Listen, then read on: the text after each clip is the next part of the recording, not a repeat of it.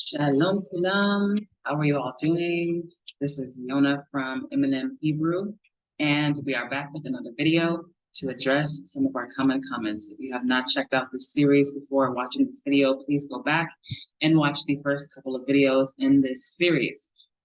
Also, if you have not checked out the Name of Yah series, please do. It is a beautiful, beautiful series, and many people have been blessed by it, and I know that you will as well. So, what are we going to get some understanding about today in this series? We are going to understand that the idea that there is no oo sound in the Hebrew language is very silly and absolutely incorrect. All intelligible languages have a vowel oo, or vowels for that matter, and Hebrew is no different. So where exactly did this come from? I honestly don't know. But in any case, we're going to understand why that cannot be the case. Okay. So let's start with our nikudot. We touched on the nikudot in the Name of Yah series, and we explained that between the 5th and 10th century BCE, the Jewish scribes called Masoretes added some markings, diacritic markings to the abjad. Hebrew was originally written as an abjad, meaning it was only consonants and it did not have vowels. They did this to preserve the sound of the language. So what does this mean? It means that the vowels did not add any extra sounds and they did not change the language. Rather, it was used to help people pronounce things correctly and preserve the language, the way the language sounded. But it did not mean that there was no oo sound before they added these nikudot. So what's the difference between a vowel and a consonant? This is also important because vowels are very easy to produce. Animals can produce vowels. There's no effort. You just say ah, eh, e, oo. You shape your mouth a certain way and it comes out. However, with consonants, there is something a little more that needs to be done to produce these sounds, especially labial consonants, which we'll take a look at in the next slide. So again, animals can make vowel sounds, and so to suggest that a complex language like Hebrew doesn't have vowels is just incorrect. If you do a simple Google search, we invite people to back check us, right? If you do a simple Google search about the nikudot that are commonly used in Hebrew today, you will see kibbutz and shorek with a whole host of other nikudot. They are both there. You might not see kibbutz as much, but just because you don't see it as much as shorek, it does not mean that kibbutz is not around. One is short and one is long, and they are both still widely used today. All right, if that's not enough, let's look at the BIMP rule that uses shorek. The BIMP rule is a rule that involves the letter wow, which is what letter is used to denote the oo sound with a nikud over it. However, when it's on the side, it's a different vowel and it makes oo. So this is a rule concerning labial consonants. Labial meaning your lips have to be together in order to make this sound. B, m, and p. So we have bet, mem, and pay. We see that bet and pay have a dagesh in the middle, making it a hard pronunciation, and mem does not, but it's still a labial consonant, so the rule still applies. When you have a wow and a word starts with any of these three consonants, the dagesh is removed from the bet. We know that these two, bet and pay, have sister letters, vet and fey. So when you have wow in front of bet, it becomes ooh. So we have we, bite, becomes ooh, fight. We have we, mechonit, becomes ooh, mechonit. And we have we, pilpel, becomes ooh, pilpel. So some people might say, Ziona, ooh, pilpel, really? Do people really speak like this? Yes. You will hear people speaking in this way, individuals that speak Hebrew, and you will also hear people say webite or vebite.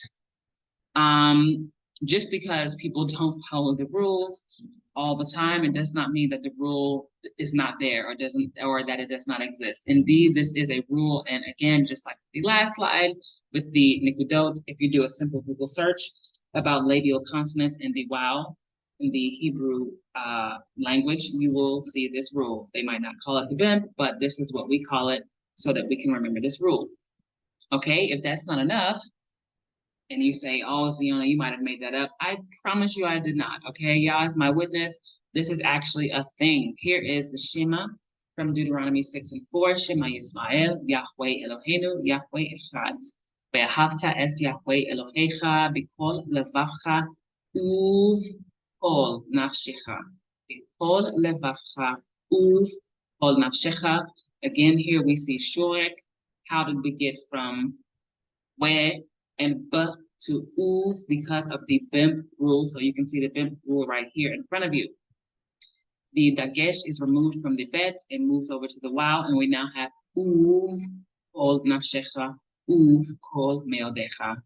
Okay, very, very simple concept, very easy rule to understand. I think we have easily disproven that there is indeed we have disproved the notion that there is not an oo sound in the Hebrew language, and indeed there is, and this is proof. Okay, what's next? What are they going to come up with next? Well, there's a particular more that teaches that there was originally no w sound in Hebrew, and that the w sound only came about because of the influence of High German. This is wrong for so many reasons.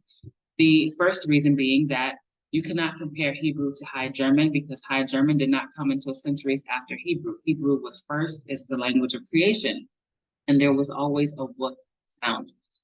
Okay.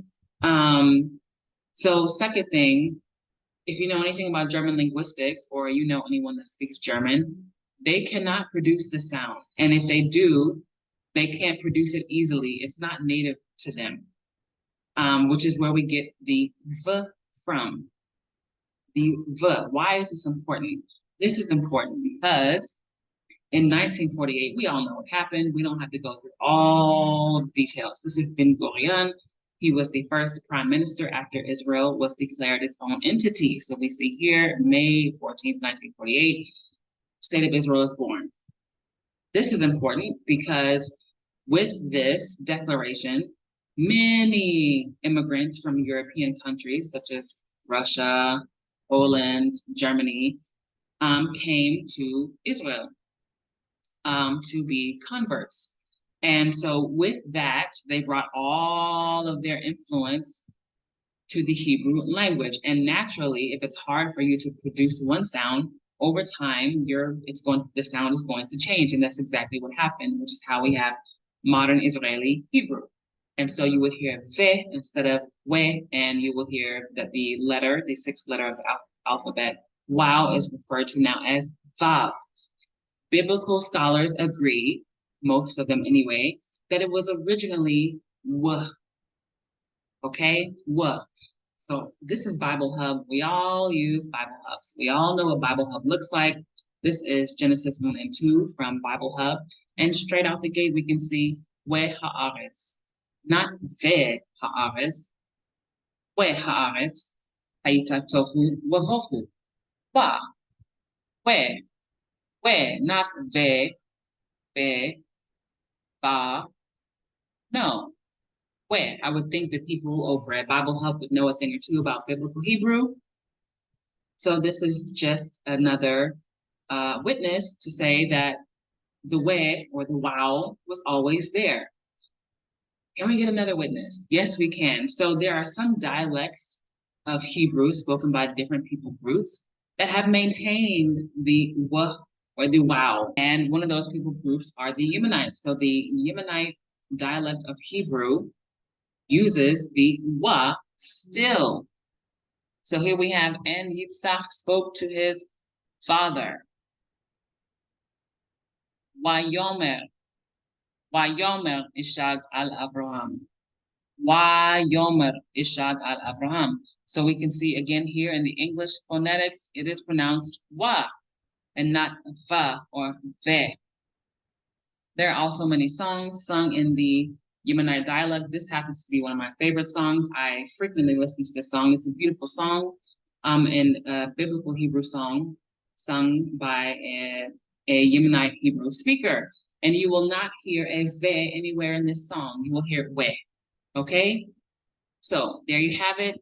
We have officially, in conclusion, debunked this idea, this theory, this notion that there is no U sound in the Hebrew language. And we have also debunked the idea that there is no W sound in the Hebrew language and that somehow this came from High German.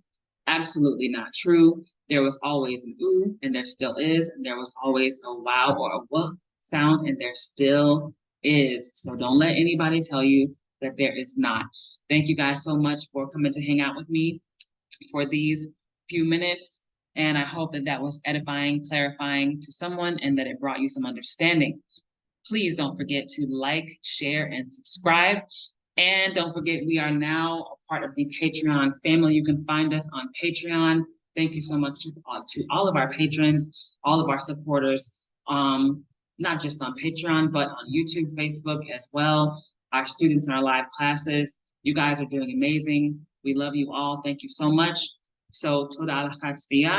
We'll see you in the next video. Lehitraot.